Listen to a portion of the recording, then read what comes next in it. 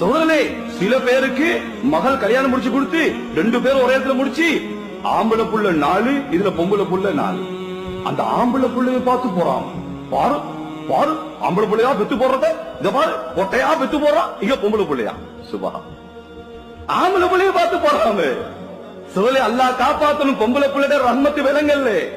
அல்லாஹ் குர்ஆன்ல சொல்றான், யஹபுல் மய்யஷாஉ இனாசா, எந்த கணவன் மனைவியை நான் ரொம்ப நேசிக்கிறேனோ அவர்களுக்கு முதலாவது கொடுக்கிறது பொம்பளை புள்ளன்றான்.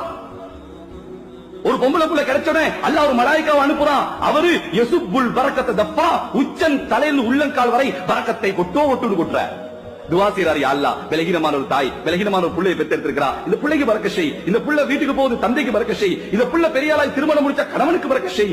இந்த பொம்பளை புள்ள மௌத்து வரை எங்கெல்லாம் போகுதோ அங்கெல்லாம் பரக்க செய் யா அல்லாஹ் என்று அந்த மலாயிக்கா துவா செய்து போற. இந்த துவா ஆம்பளை புள்ளைக்கு இல்ல.